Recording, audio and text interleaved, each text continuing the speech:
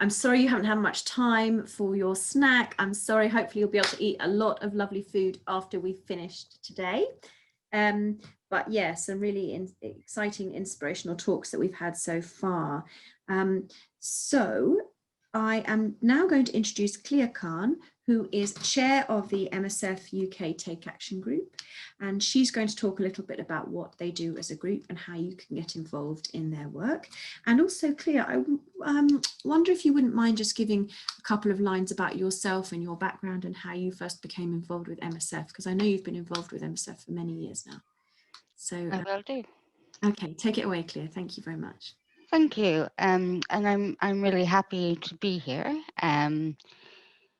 And really enjoyed. I haven't been around for the whole morning, but I really enjoyed the last few minutes, which I was there for. I guess I just before lunch, so before the break, you had some quite inspirational stories about what you can do in the field. I guess this is more about what we're doing here. It's probably worth me telling you a little bit about who we are. So I'll start with who I am. My name is Clea Kahn. I started working with MSF in 2000, and I've worked in countries like Sri Lanka, Bangladesh, Sudan, and Darfur. Niger, Chad, Liberia, Cote d'Ivoire, Sierra Leone, DRC, South Sudan. So I've been around quite a bit with MSF and with other organizations. I'm not actually medical. I focus more on protection and protection of civilians in armed conflict and gender-based violence, and also, and that's what I'm about to speak about. With migration, refugees, and internally displaced people. So that's a big part of what I do. When I talk about we, which is the Take Action group, we are a group of association members. And the association is basically it's a global network. It's, for me, a really important part of what MSF is and how we work. It is a global network of former, current, and former staff members who have worked everywhere in the world with MSF. And our job is to be the governance part of MSF, to support to vote at the General Assemblies, to vote the board in, to take and as you'll see, to take action on issues that we feel passionately about. So can I have the next slide, please? Oh, sorry, next slide. So the Take Action Group was formed in 2015, and I'm sure you will remember back 5 years ago when we had just thousands of really desperate people crossing the Mediterranean and moving into Europe, looking for safety and looking for somewhere to live. And sadly, I think the reception that they received was not as warm as it should have been, not as compassionate as it should have been, and it has only deteriorated since to the conditions we see today, which are appalling. But at that time, even at that time, we were really concerned, and we pledged the MSF UK Association committed to taking proactive action on behalf of migrants and refugees, supporting constant, targeted, and well-structured lobbying and advocacy activities in the UK, and in concert with the work of other MSF associations in Europe. So we are working kind of with a global network, but really focusing on bringing all that experience and passion that we have from working with people in their own countries and in countries of refuge to our own country now, where we're seeing people who are not being received with the kind of compassion and care that they deserve. And I think one of the stories that for me was the most compelling or touched a particular, there were a lot of very compelling stories in 2015, but I think for me, one of the ones that really made me realize why MSF needed to be involved was a story when MSF was doing search and rescue activities in the Mediterranean between Libya and Italy. And I was reading a quote from one of the people who had been working on the boat, who said that they had, reached this group of really vulnerable, suffering migrants who were in a dinghy, and they were bringing them out of the water, and reached out their hand and found that they were bringing on board someone that they had worked with, that had been a member of their team in a country in Africa that they had worked in. And I think just the solidarity and the moment of realization that it could be any one of us in that boat from that moment, for me, was a really important reason for us to be reaching out as part of MSF. So can you move to the next slide, please? So the MSF Take Action, the MSF UK Take Action group works with kind of three broad streams of action. One is educating, informing, and mobilizing the association. So that's the hundreds of people who have worked with MSF who are in the UK, and also Friends of MSF, which is you, to take action politically and socially in the UK, and to connect with the wider MSF movement. And so I'm going to tell you a little bit about how we do that now. Can you move to the next slide, please? So we hold 3 to 4 information sessions per year, and our next one is actually coming up at the beginning of October, and I'm going to invite you to come to that. It will be on the migrants who are crossing the channel and the response that the UK is making, and some of the issues around that. I think it's going to be a really important and compelling talk, and we're going to look at what we can do together. So it would be great if you and members of your networks can join that. In the past, we've also held things like we've held talks on barriers to accessing healthcare in the UK for migrants, particularly irregular migrants, but also asylum seekers. Sort of a briefing on the UK asylum system, issues around the NHS sharing data with other departments of government for the purposes of immigration enforcement, which of course is ethically really questionable and has now been curtailed. Detention in the United Kingdom of migrants, mental health for migrants, and human trafficking and modern slavery. And we try to always pitch this to people so that they can take away information that they can apply to their own work as well. So we talk about entitlement to healthcare, and how people who are working if you're working in a GP surgery in a hospital, how you can make sure that people who are vulnerable have access to healthcare. What are their rights? How can you help enforce their rights? And then, for example, with human trafficking and modern slavery, we talked about how to identify potential victims of trafficking in a healthcare service, how to, what actions you can take to try and help those people. So these are hopefully really not just informative, but also very practically useful. Can I have the next slide, please? The mobilization includes things like marches and demonstrations, and that's just a picture of one that we had. Talks at universities and conferences, meetings with members of parliament, houses of lords, and other politicians, so doing briefings. Next slide, please. Offers to do information about letter writing campaigns and social media campaigns, particularly writing to MPs. We've done a number of those recently. Targeted actions like I'll talk about that one in a second, and empowering members to create a more humane and dignified narrative. So helping us think about how we can improve the environment for people. Can I have the next slide, please? So these are just a couple of pictures of some of the things that we've done. This on the left was a border control station that was set up that was with Docs Not Cops. So we sent out a group of people who attended that one, and they set up a border control in front of the Home Office and checked everybody through, as kind of making the point that this is not something that is appropriate for health. Actually, I think they did that outside the Ministry of Health as well. And then the 3 people on the right-hand side are all members of the Take Action group, and actually Rob, who's on the left, is a previous chair, and now is on the board of on the board of MSF UK. And again, it's just saying, you know, our doctors acting as border guards and protesting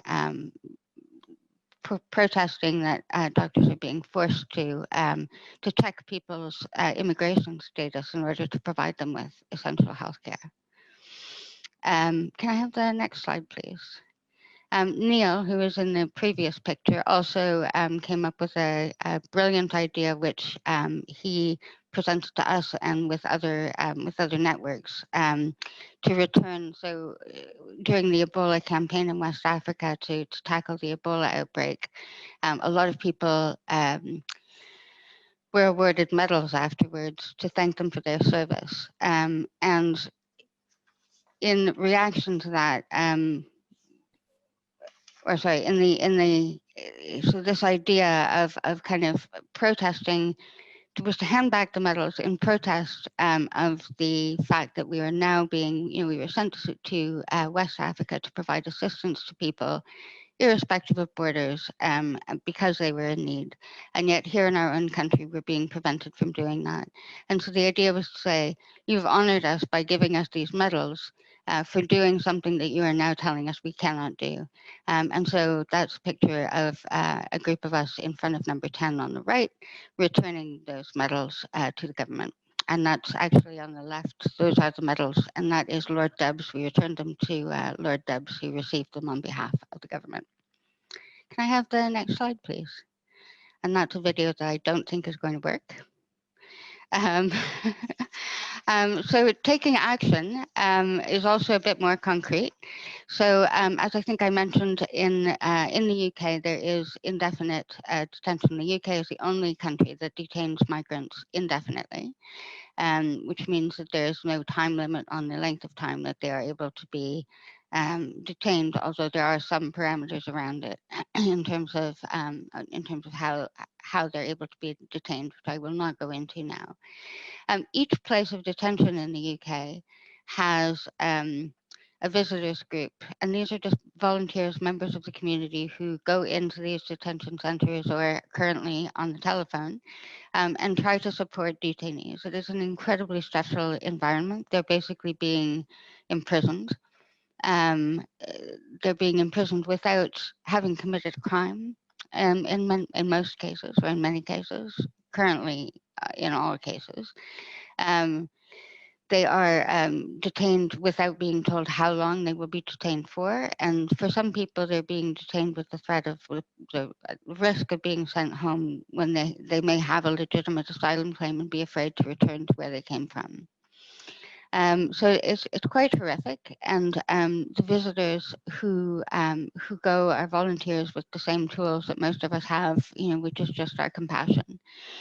So because we have done a lot of mental health work in the field and a lot of work with people who are traumatized and who are going through or have been through very difficult circumstances, we have skills around psychological first aid, and we are bringing those skills to the visitors. We're providing them with training on how to use psychological first aid in this environment to provide better support to people who are in detention. So that's a program that we developed with our mental health workers who had returned from field missions with MSF and who are now working in the UK. And who have done this, of course, voluntarily. And we've already provided this training twice, and we're hoping we're doing a training of trainers actually next week with a group of new mental health professionals who will then roll it out further. So we're really pleased about that. Next slide, please. We have we have a photo exhibit which we are developing, which unfortunately, because of COVID-19, we were supposed to have running now, but because of COVID-19, obviously that has been put on hold. But it is important to mention because we are still hoping that maybe in the new year we'll be able to do this, and we'd really like to do it in association with the Friends of MSF group. So we'll be developing a photo exhibit which talks about the reasons that people flee, the experiences that they have when they're on the move, and we'd like to tour that across the UK. So it would be great to be in touch with you if you think that that is something that you would be interested in having at your university to promote awareness. Can I have the next slide, please? So, I mean, really, we're sorry, go back, please. Thank you. So really, we would like to appeal to you to join us. We are a very active, very passionate group of people. We would really like to have you on board, whether that is supporting the photo exhibit. We'll be continuing to provide you with information about different campaigns that are going on, opportunities to write to MPs, opportunities for you to mobilize your membership and mobilize people in your networks to get them to take action on behalf of vulnerable migrants. I've been talking a lot about this kind of very dispassionately, but I can't emphasize enough how difficult, and if you've been reading the news over the last week, we've seen people being held at sea, unable to disembark for record periods of time because Europe simply won't let them get off of boats. We've been seeing a refugee camp, one of the most disgraceful refugee camps I have ever been in Greece. I mean, globally, I have never seen conditions like Moria camp, which is why it has now burned to the ground. But all of those people are in the streets and suffering. We have people in dinghies trying to get across the channel. The situation could not be more dire, and all of the political forces in Europe are mobilizing, and socially are mobilizing against these very vulnerable people. So we can't do enough to support them. So please join our information night on Channel Crossings on the 6th of October, and we'll share information with you about that. Organize your own online information night, and we can provide you with information and support in doing that. Get in touch with us if you're interested in organizing a post-COVID photo exhibit, and do promote the petitions and letter writing opportunities. And I will wrap it up there. I think I'm not sure if I've used all my time or not, but I'm happy to take questions, and I can stay online for another 15 minutes or 20 minutes or so afterwards to do that. Thank you so much, Clea. That's brilliant. That was a really great overview of what the Take Action group is and how you can get involved. And as Clea says, it really feels like the time is a real crisis point at the moment for migration all over the world. So anything you can do to help is really valuable. So what I'll say is, if you have any questions, pop them in the chat. Clea is going to hang around, she said, for about 10 minutes. So anything you want to ask her, please ask her from that. Yes, and we'll be sharing details of the group. And yeah, there's a message there about contact details as well, Clea. So thanks again to Clea.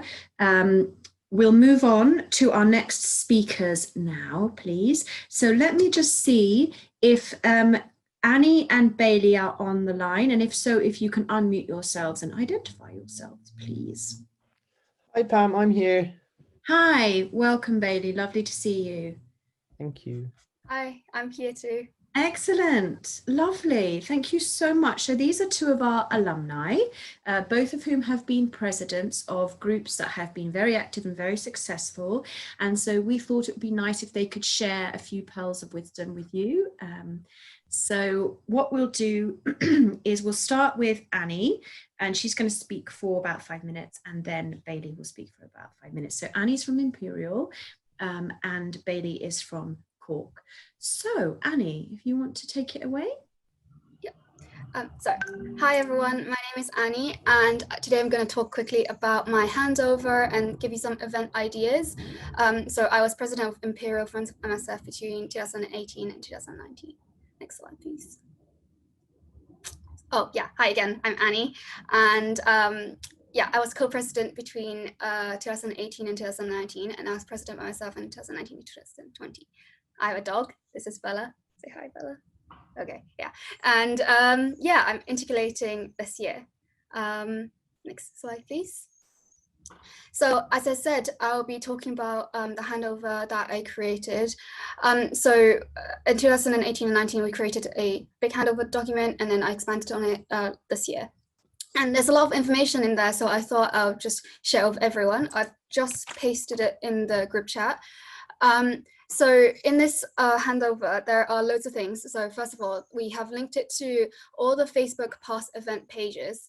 And there's a lot of information in each of that because we post in those in each event about how it has been carried out and pictures as well.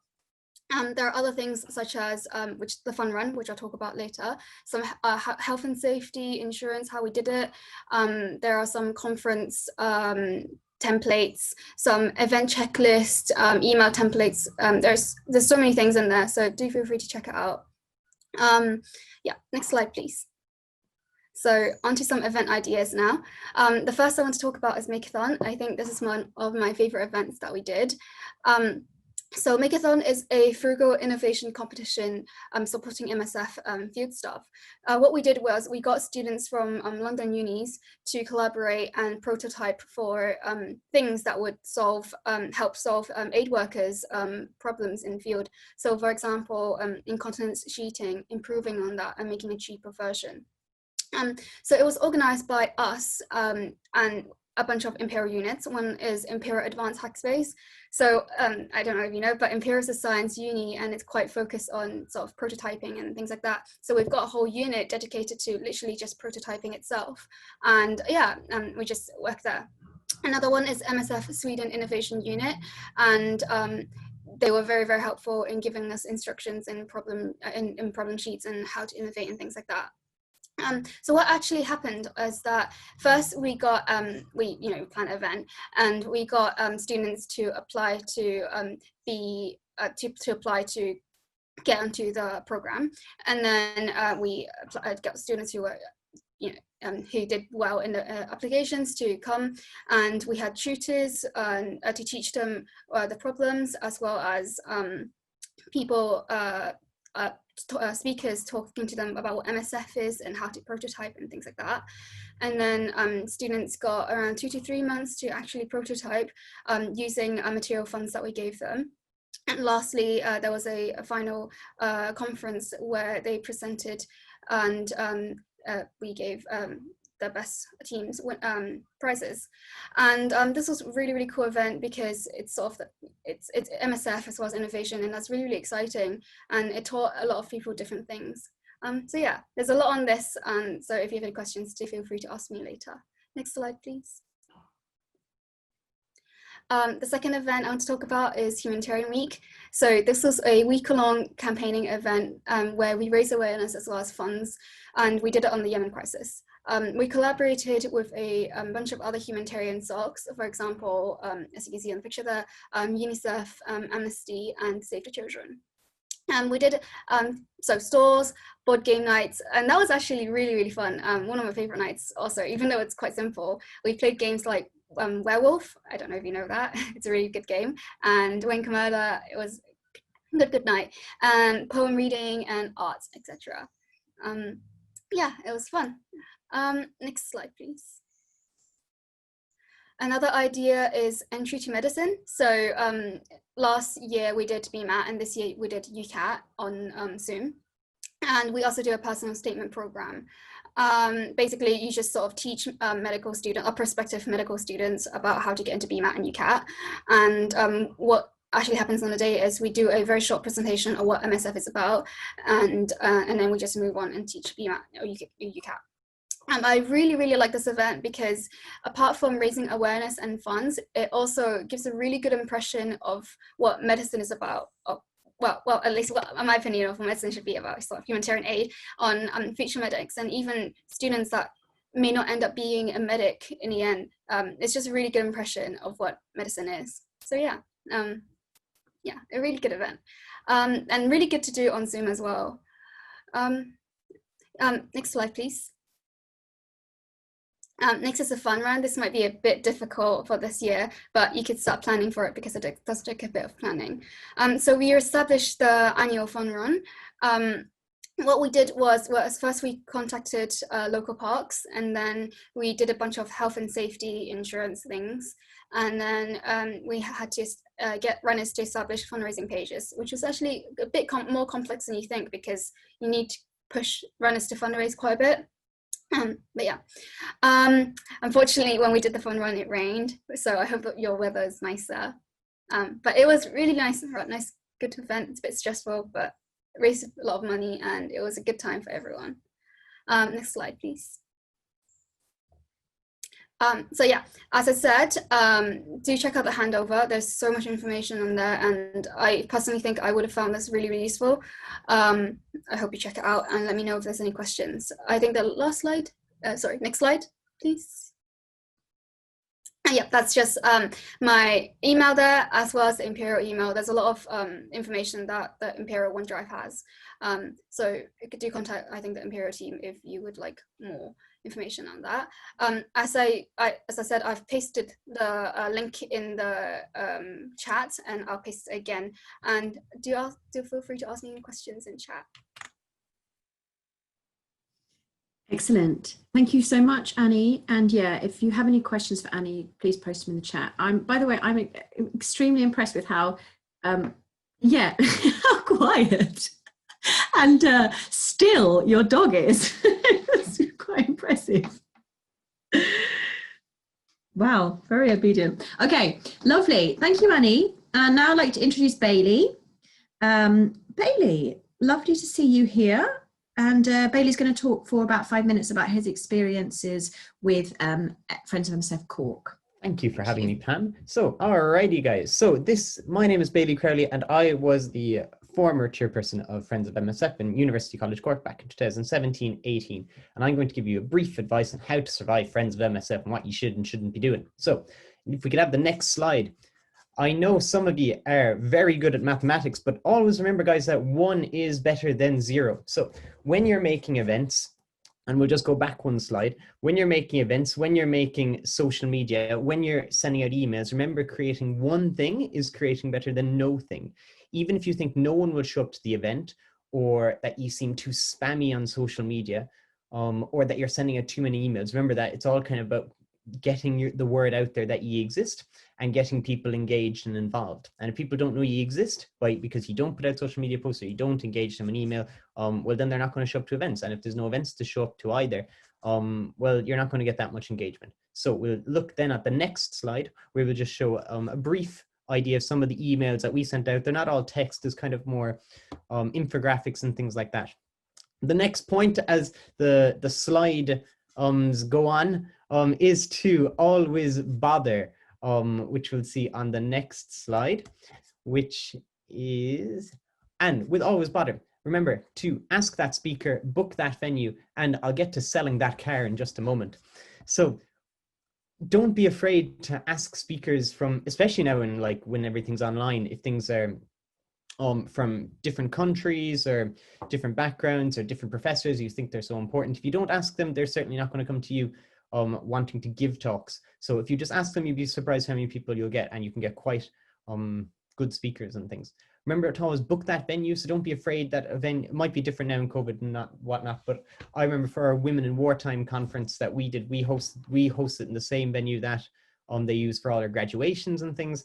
And we'll look at the next slide to view selling that car. So we'd always bother with the crazy ideas as well. So we had the crazy idea of, sure, we could buy a I don't even know what year it is, a 20-year-old Volkswagen Bora with 300,000 kilometers on it, and hope it works, and we'll sell it at €2 and we'll call it Get the Ride Raffle. And it did, and we made like a couple of hundred, I think it was like €1,000 or something at the end of it. People loved the idea, and it was parked in the middle of campus. We were just there with our MSF t-shirts selling tickets. And we'll just go to the next slide now, please. And we'll have just a quick view of, this was our Women in Wartime poster, which ended up winning an award just for the poster. And that was held at the Aula Maxima, which is where we always do our graduation. And next slide, please. What I'd like to point out next is to be proud of who you are, announce who you are, engage all years, and remember to sign up every member you possibly can. Sometimes it can be hard to tell other university students, especially like, what do you do? Like, but just let them know what you do. You don't go abroad and whatnot. That's for like doctors and nurses and a lot of logisticians and everything to be doing that. But certainly you engage with the public, and you do some excellent work down in the field as students, and be proud of that. Remember to engage all years. Sometimes final years and things come back earlier or later, and they could be maybe a month or so without an event and things. And remember to sign up members. We were a bit ridiculous at one point. There's like 200,000 people live in Cork, and there's 2,000 members signed up to MSF. So it's like 1%. Like 1% of the whole population of Cork at one point were like signed up to Friends of MSF. That was a bit excessive, I think. I don't think you could do that to London or something, but certainly remember to sign up as many members as you can.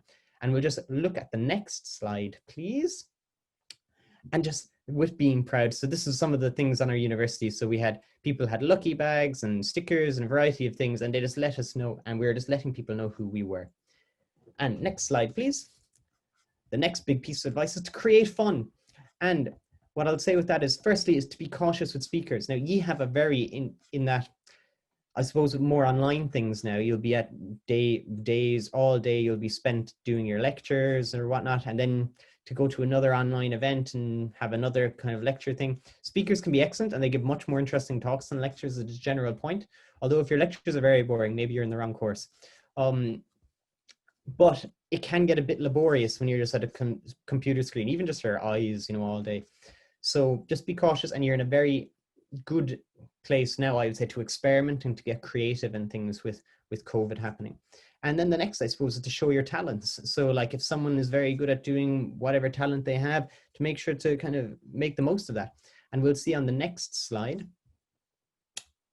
please, that some of the things that we did. So we did a winter swim. So you can see the lovely tourist destination of Kinsale in December, January.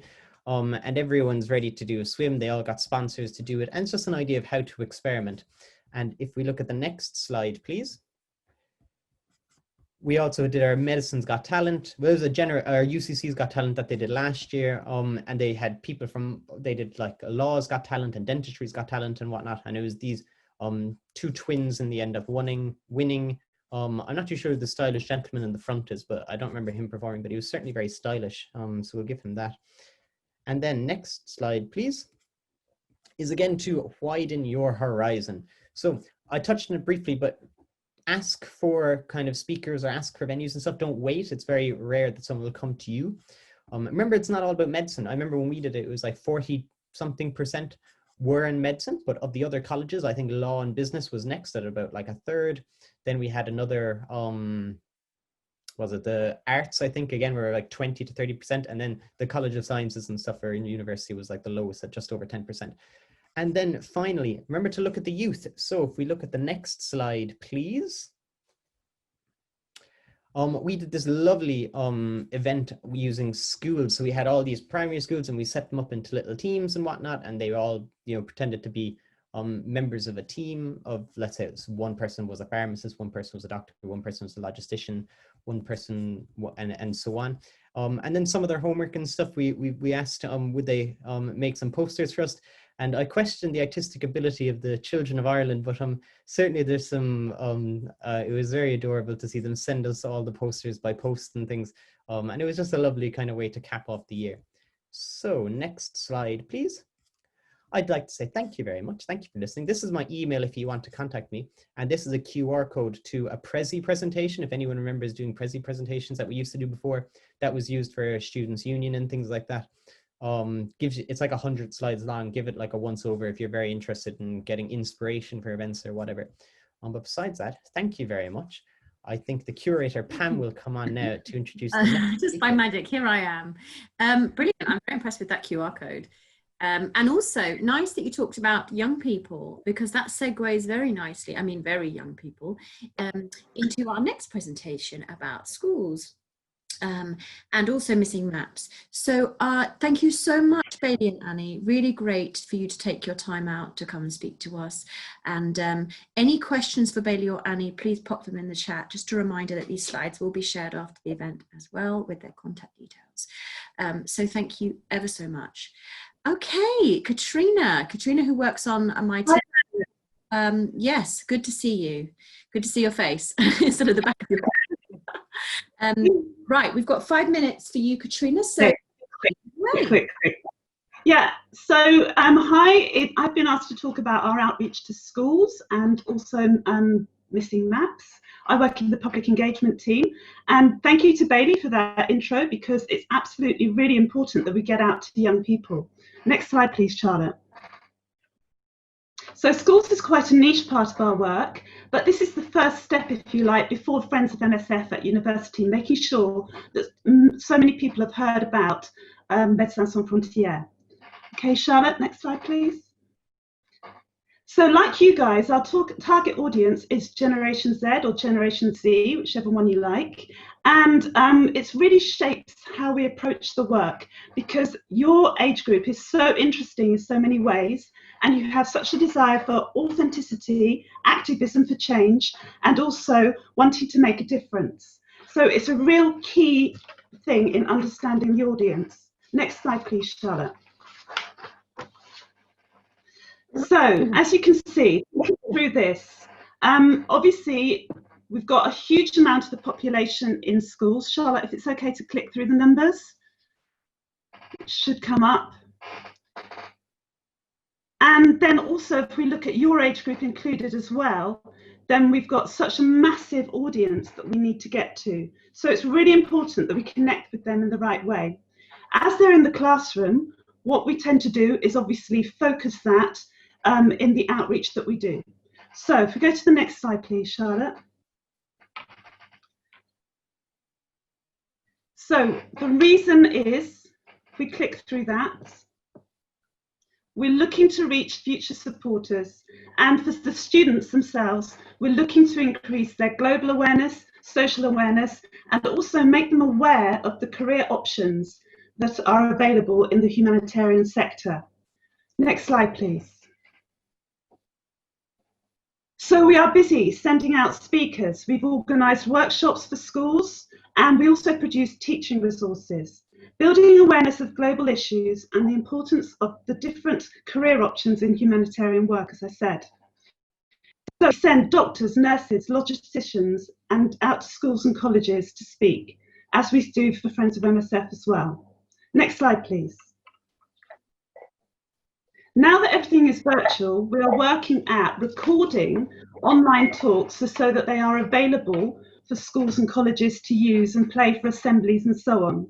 We want to make sure that we get the great message about the work of MSF and that we are as impactful as possible. So raising awareness amongst this age group is vital for future support. So next slide, please. We also produce teaching resources.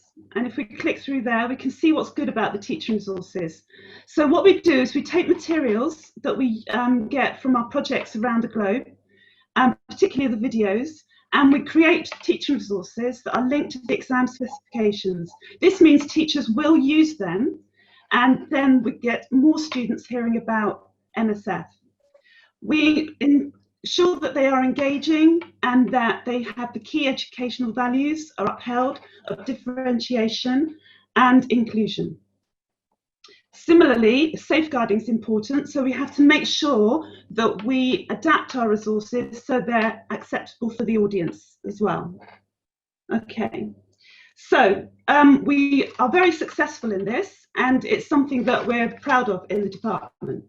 So if we move on to the next slide, please, Charlotte, you can see why the resources are so good. Okay, and it's that authenticity as well. So what we'd say to you is so here's some examples of our teaching resources that you can see. So Charlotte, if it's okay to click through those. So what we'd say to you, friends of MSF, if you've got any ideas, you've probably got fond memories of being back in the classroom at school. And if you know anybody who's got any ideas or who'd like to help, particularly in primary and geography resources, we'd love to hear from you. So you can email me at schools@london.msf.org. We'll put that in the chat in a minute. But any of your ideas are really useful. Okay.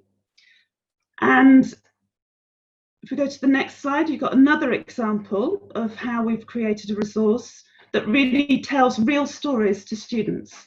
So, and they really appreciate that. We've had some amazing feedback. Okay. So the next part I'm going to talk about is Missing Maps, which is a volunteering project for everybody.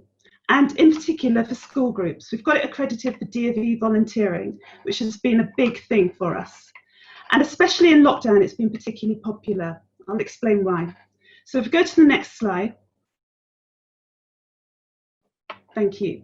Each year, disasters around the world kill, affect or displace many millions of people. As our MSF Dr. Mark said, it's often in the most remote places that these disasters are happening, and they're literally not on the map. So what we ask you to do is to help the first responders by mapping the areas, helping to map the areas from Google Images and mapping images, and so that that lack of information is covered and that valuable decisions regarding relief efforts can be made because the maps are put back. So Missing Maps is an open collaborative project and it's shared amongst all aid agencies. So it's not just kept for one. And it's a way in which you can actively help by giving your time to the humanitarian work that's actually taking place at the moment. So let's have a look at why mapping matters on the next slide, please. Thank you. So here's an example of where, after an attack by an armed group, an area was mapped so the first responders could locate the injured people. And this is a way that MSF was able to help the people in that area. On the next slide is another reasons for mapping. So it obviously increases the speed that relief can be got to victims, and it also helps with estimating population numbers for epidemiology and so on, and vaccination campaigns as well. Knowing where people are is vital. So if we go on to the next slide, we can see why mapping is good for Friends of MSF. Missing Maps is great for organising mapathons. I don't know if you've done that yet, but it's a way you get everybody together and get them involved in mapping. On the virtual resources we're sending you out, we're sending you all the information that you need to get started mapping. And it's quite fun, obviously, to be able to organise a mapathon all together. In these times, obviously, it may be virtual, but that doesn't matter because to map, all you need is a computer, internet connection, and it does help to have a mouse. And then you can get on and you can map straight away. So it'd be a really great opportunity for you to come together and actually help the relief work, help the work of MSF and all the other aid organisations, and also have a fun and social time too. So if we go on to the next slide. Oh, okay, sorry. Just want to say thank you then, and please get in touch for any information, especially about mapping and also schools outreach. And if you want to organise to go back to your old school or organise a speaker when times can, or a virtual speaker for your old school, then again, get in touch, because often you will have connections with your school that will help us get our speakers out there, and you can go in there as well, because we've got presentations that you could give as well. So I want to say thank you, and schools@london.msf.org is the way to get in touch, and thank you for all you're doing. It's really great. Okay, thanks, Pam. Ace, thank you so much. That was a lot of information you got through, which was brilliant. Thank you so much, Katrina. Couple of points I wanted to say just very quickly on that is I went and gave a talk at my old school in North London last year, and it was really, really rewarding. So it's certainly something that can be quite fun to do. And the other thing I was going to say was Katrina was a French teacher for many, many years. And so I know some of your groups do French lessons as a way of raising awareness about MSF. So I'm sure Katrina could help with that. So thank you again, Katrina. I could say, all the resources are on our website as well, and on the TES website. So if you want to improve your French that way, that's a good thing to do too. Thank you. GCSE and A-level school resources and all that, that's all on our website in the school section, like Katrina says. Right, let's get moving because we're running about 15 minutes behind. Hi, Claire. Hi, can you see me? Because I've had a technical disaster. No, you're fine. Okay, and Niamh, are you there? Yeah, I'm here. Can you hear me too? I can. Great. Lovely to have you both. Thank you so much. Right. So we now have Clea and Niamh, who are two of our HR officers who are going to talk to you a bit about working for MSF. And I know this is always a really popular session. We will take questions in the chat afterwards. So if Niamh and Clea, once you've done presenting, you could stay for 10 minutes or so to see if there's any questions in the chat from people. Okay, take it away. Hi guys, Niamh Pollins here. So I work for the Dublin team. I'm a HR administrator. I've been working for MSF for the last 18 months. And prior to that, I was working for the Irish Forum for Global Health. So yeah, my job kind of hits in once people are matched. So that's when I my work starts. So I'm going to hand over to Claire, and then I'm going to talk to you guys after Claire. Thanks for having us. Hi everybody, I hope you can see me. I am on my phone, so I feel like 5,000 miles away. I just can't see anything, but I'm going to be reading from a laptop. So anyway, hopefully I'm coming across loud and clear somehow. Thank you all so much for being here today. Basically what I think myself and Niamh want to do is sort of an insight into working for MSF. What we're looking for. I know you're all pretty far away from applying in terms of years, but I think it's really important to get insider tips basically from us, a bit about the reality of working for MSF, and then obviously the types of projects we have, and how we recruit really. So yes, so my focus is just going to go to my laptop now, but I am connecting to you at the same time. So I'm Clea Lubert, and I've been working for MSF for about 3 years. And before that, I was doing a very similar job for Médecins, or Doctors of the World, as they're known in the UK. And so basically, I'm a field HR officer, sometimes called a career manager. And myself and 2 other colleagues form the team at MSF for field HR. And we all have different pools of field staff. So as you can maybe see under my name, I have the paramedical, usually the paramedical pools. A pool just means a group of field staff. So nurse coaches, communication people, and mental health officers. And the split between what me and my colleagues have is basically some have medical, I have the paramedical, and someone has non-medical. And what we are, I always equate it to being a bit like an agent, because it's not just recruiting people onto our register and then that's it. It's a sort of lifetime partnership, really. We work in a really collaborative way with the people that we recruit, and we make a long-term investment in them. And so we're sort of ongoing, reliable point of contact throughout your career at MSF. So those little orange circles sort of explain the chronology of my job, I guess. So recruit onto a register, as I said, then match you to a project, then brief you before you go out to that project, then support you while you're in that project to a limited extent, because obviously back in London, we don't know on a day-to-day basis what's going on in the field, but we're always there if you need us. And then when you come back, we debrief you, plus arranging sort of long-term perspective about where you want your career to go. So that's it in a nutshell, really. Next slide, please.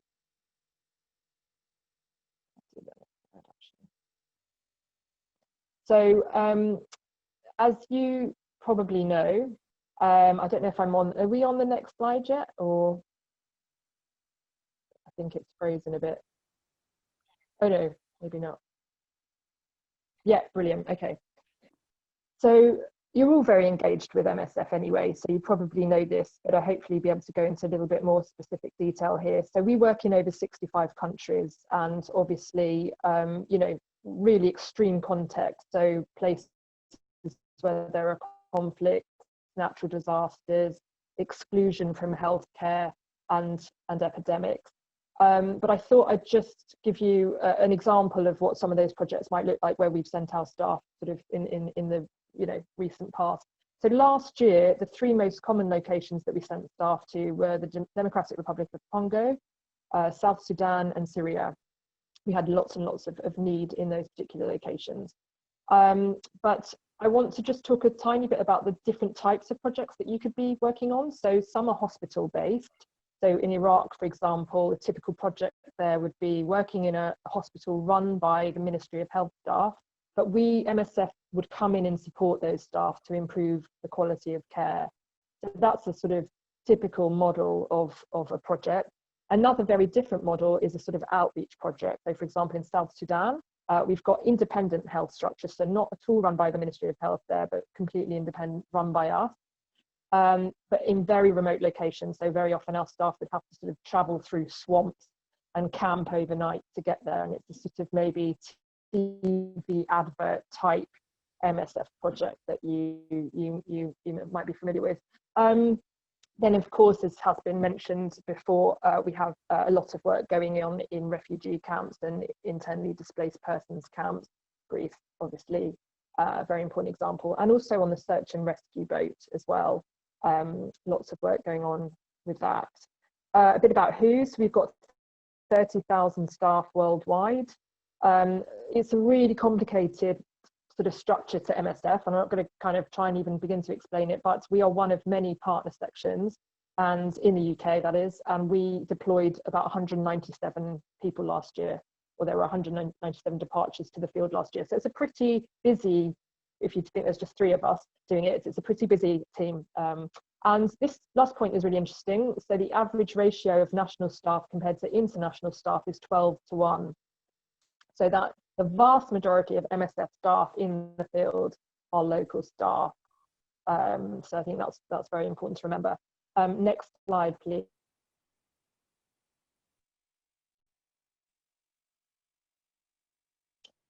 A bit about the recruitment process. So it's not like a normal job where you apply for a specific role and you either get it or you don't. It's a bit more complex than that. So you obviously make an application. If you're not successful, we always try and give you constructive feedback so you can work on it. If you are successful, you get an interview, and I'll talk about that in a second. If you're successful at interview, you get accepted onto our register. And then it's a waiting game, really, waiting for the right, we call it, the right project for you. That could take weeks, it could be quite quick, it could take months sometimes. So we need you to be flexible. I appreciate, but a time in your life where you have a bit of flexibility, so you can kind of wait if you need to. But obviously we try and fit with your availability as much as possible. We have, I'm not going to go into the criteria that we look for because it's really comprehensively explained on our website, excuse me. Under each role, the link is there on the screen, but I think it's find a role, and then you've got all the different roles in MSF, and you click on one particular role and you will see the exact criteria that we need from you. But interestingly enough, we also really look for people with management and training experience, and that, I don't think that is properly understood. But if you think about it, I've just said there are sort of 12 national staff to every international staff, and very often the position for the international staff is managing teams of national staff. So we really, really need, you know, solid management or training, and hopefully both experience. The interview process, so it's not just technical validation, although that's essential. You have to be technically validated for your pool to get on the register.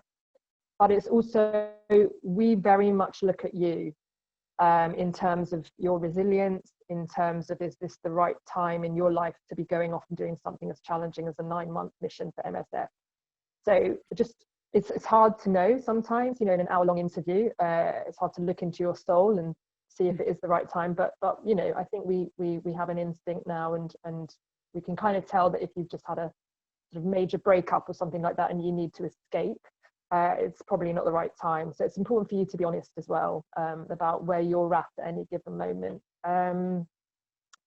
Languages, at any given time, we put what we need on our website. French is sort of an ongoing need, but we have to react to the needs in the field at any given time. So Arabic has, you know, in the last few years become even more desirable. Spanish, you know, because they're where the needs are. So, and you know, South America, for example. So I think it's important to kind of clock what we need when we need it, type thing. People always ask us, if I only fit some of the criteria, should I still apply? And the really harsh answer is probably not. We get loads of applications, and yeah, we have the luxury of you know, receiving applications from people that kind of do tick the boxes. So if you're not there at all, or if you're not really there very much, then it's probably not worth it. Just as a few statistics, you know, I looked at sort of 3 months. The average number of applications was about 28, but we only did 5 interviews per month. So there's, you know, there's a lot of people who don't quite match at that point the criteria that we need.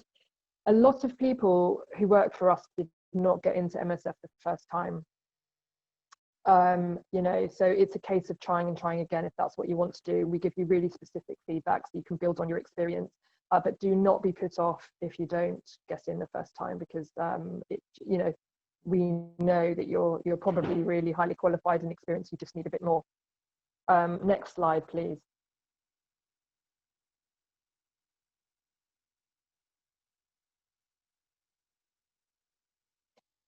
This is my last slide, and then obviously, as Niamh said, we'll both be available for questions after Niamh's done her bit. But I just thought this was quite interesting in terms of departure numbers from the UK in 2020. So I don't like graphs very much, but we only need to look at those yellow columns because that's 2020. So as you can see, yeah, the year started sort of quite healthily, and then it just went down and down. And we know in March it went right down, and we probably all know why that was. But then it's a bit weird, isn't it, that in April it sort of shoots up because, you know, COVID times, you probably think, well, how come, you know, so many staff were just suddenly able to go out?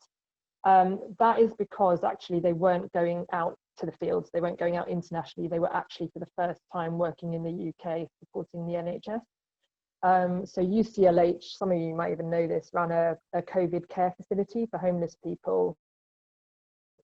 And they did a sort of call out, and because they needed extra capacity, extra help, and we were able to provide them with a sort of coding happened in Ireland, and it was brilliant. And therefore, you know, when they weren't able to get overseas, they were working in the UK, so that was great.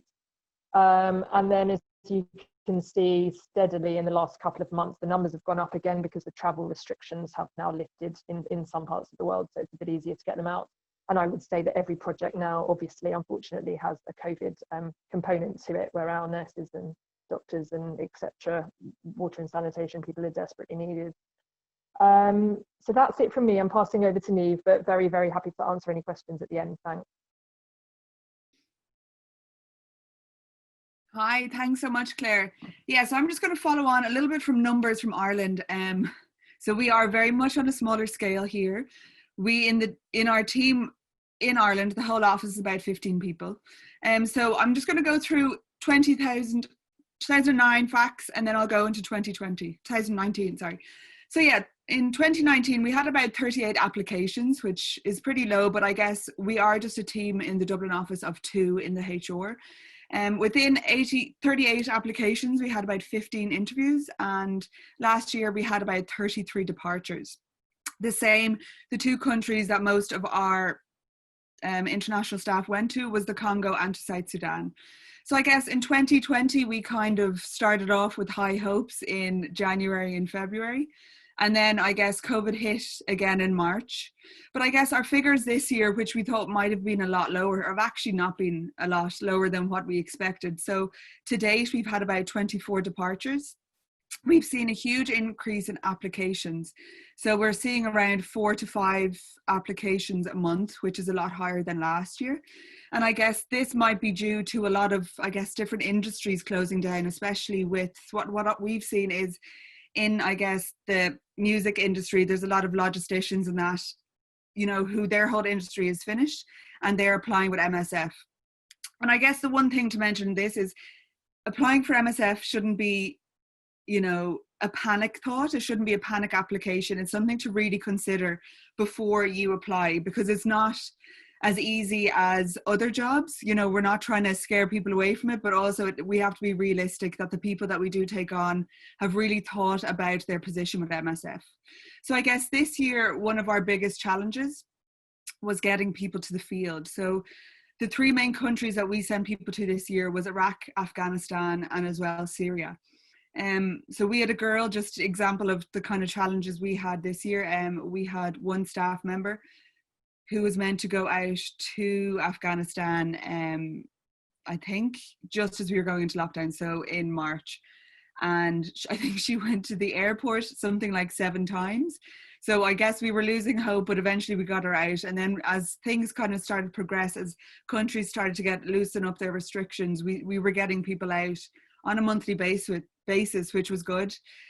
I guess the challenge there was things were changing every day. So on a Monday, all things were go, flights were going. On a Tuesday, things were stopping. On a Wednesday, we thought we were out, they were out again. And, you know, but it was good to see both the office as well as the individuals adapt to this. So people were working remotely. They were supporting teams on the ground from Ireland or from wherever they got stuck.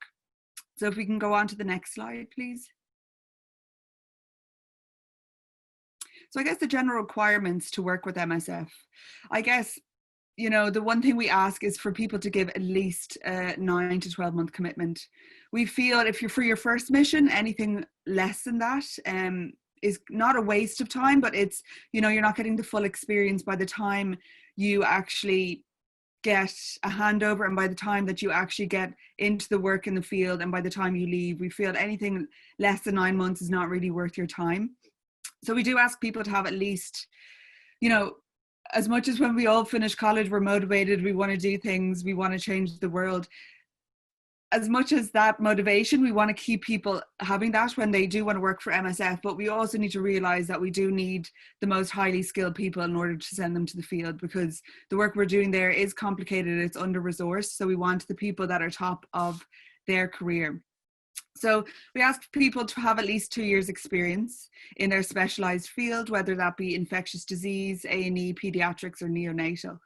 I guess the one thing that people think MSF is it's just medical. So in order, if you can think anything that is needed to support a team on the ground, logisticians, we need supply, we also need finance, we need HR, we need everything in order for an actual project to run. So I always think that that's important to keep in mind, that it's not just medical. So as Claire said, do look on the website, both the Irish and the UK websites, for something, if it is something, if you're not in the medical field, to look at and to aspire to, and look at the requirements, because they don't really change or we're not very flexible on them. So I guess, as Claire said, managing, supervising and training people is important, because it is what we do on the ground, is training the national staff, is also managing as well as supervising. So I guess a really important thing is to be able to work and live with a team. You know, the context can be quite intense. You are living and working with your colleagues 24/7. And I guess that is something to really consider. Your working conditions, your living conditions might not always be ideal. They might not always be in a house. They could be in a tent and in 45-degree heat. So that is something to consider when going out. And I guess one thing is we really ask people to be flexible. So also flexible. People don't really get a choice of where they go the first time or any time when they're going away. Obviously, we all would love to go to Greece, which is closer to home, or go somewhere that's a little bit more exotic, but that's not really how it works. We ask people to be flexible in the sense that, you know, we know if it's your first mission, we're not going to put you in the most high risk context, but you don't really get a choice. And if you are applying for MSF with your friends, you're most likely not going to be placed together. So that is something to consider. Flexibility, and also your working hours and your working day. It's not going to be your typical 9 to 5. You know, crisis happened, emergencies happen. So that is something to consider, is to really just be flexible in your way of working. As Claire said, French and different Arabic and Spanish are languages that we really do consider. So it is always favorable. I guess if you have some level of French, especially in the medical field, it is desirable for an application. But we do invest in the people that we do send out. So just say, if you do have knowledge in French, and obviously your knowledge or your language skills in French aren't going to be in the medical realm. So we do send people on intensive courses before they get to the field for them to know, to have the language, to be able to communicate with their colleagues on the ground. And I guess the most important thing is to have a sense of humor, because things will go wrong. And I guess the best thing is to be able to laugh at yourself in those situations. So if we could go on to the next slide.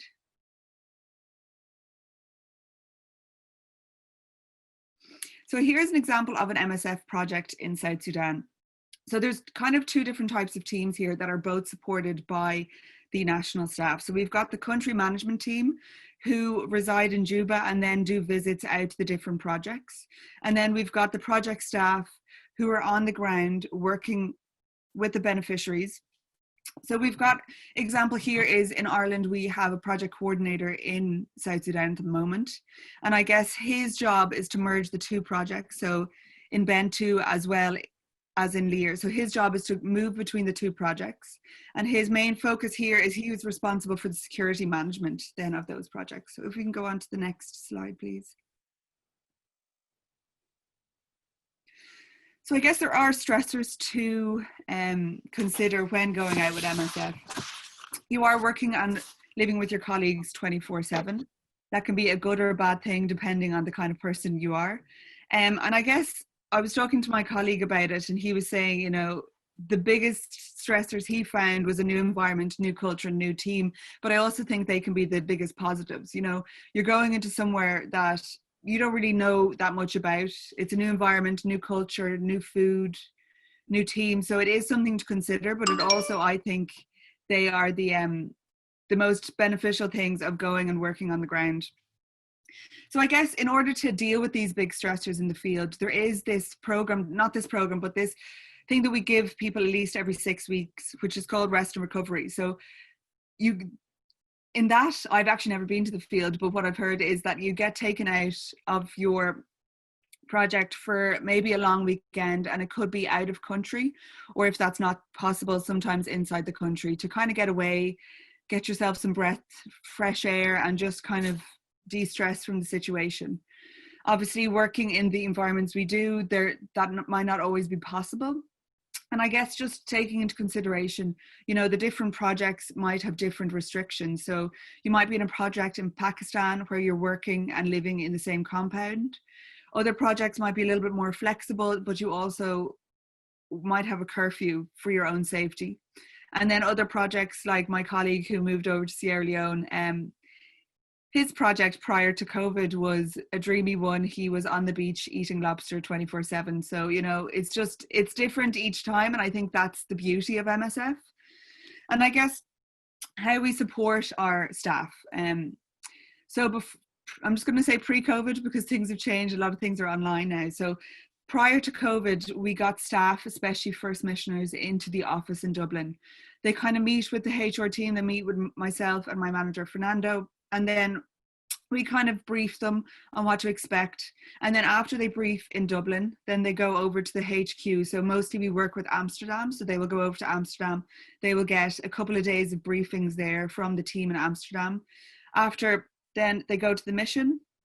On the return, they will debrief in HQ in Amsterdam or the different operational centers. And then they will come back to the Dublin office and debrief there. So I guess one of the things that I know as an office staff, what we find really motivational in the office is when people come back from the field and they give us an operational update on exactly what they've done in the field.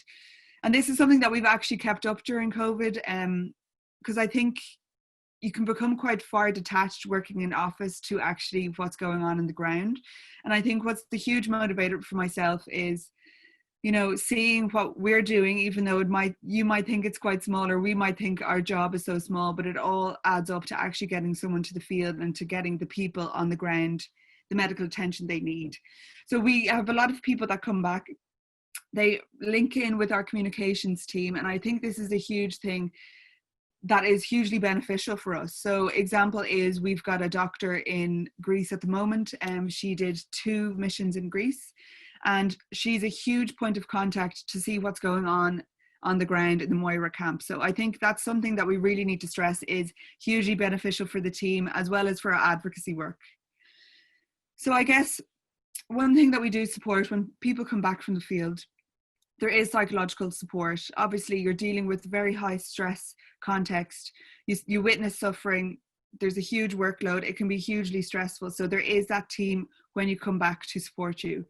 As well as we do have insurance that we extend for most colleagues when they come back so they can access different supports if they need, and we're hugely there to support them. And then coming back, I guess I actually finished that point. So I guess the positives is, I guess, meeting people, experiencing new culture, is making friends for life, and just a huge sense of achievement for the work that you've done. I guess, you know, we don't do that to give ourselves a tap in the back, but I think it is also something to be like, you pushed your boundaries as to what I guess you might have thought was your maximum, and just pushing past and being like, wow, I actually am very proud of myself for that. I responded to a context that I didn't think that I had that in me, which I think is a really plus side of this whole thing. We can go to the last slide. So what can you do in the meantime? As well as myself and Claire had said, learning a second language. In Ireland, I know we are awful for it, but please just, you know, learn Spanish, learn French, learn Arabic. It is hugely important. It doesn't mean if you don't have languages that you won't be considered, but it does give an edge on your application. So there is obviously, one of the big things was, you know, volunteering abroad. That's not something we can do right now, but also take into account, you know, there is charities on the ground in both Ireland and the UK to engage with. So as Claire had mentioned before, we actually had a COVID response in Ireland, and we worked with this charity called Safety Net. So they work directly with people in direct provision and refugees. So it is something to consider, to look into. There are charities that, you know, that are hugely reputable that I would like get involved with. And I know in the UK, they've got a whole list of charities on their website. I don't know if we have one in Ireland at the moment, but that's something we're going to work towards. And I guess a thing to consider, especially in the medical realm, that in order to be considered, unless you have a huge experience in infectious disease, we do expect everyone to have a diploma in tropical medicine. So before, like, we had a couple of applications today of doctors that have been qualified for 2 years and they didn't know that that was a requirement. So that is something that they're working towards for the next couple of months. It is something that you can do online, which is great. So yeah, apart from that, if you've got any questions, let myself and Claire know. And thank you so much for having us. And thank you, Pam and Charlotte, for organising today. Thank you ever so much to both of you, Niamh and Claire. That was really, really great. Very comprehensive. Any questions for them, please pop them in the chat. Brilliant. Okay, so we are, as always, running over time a little bit.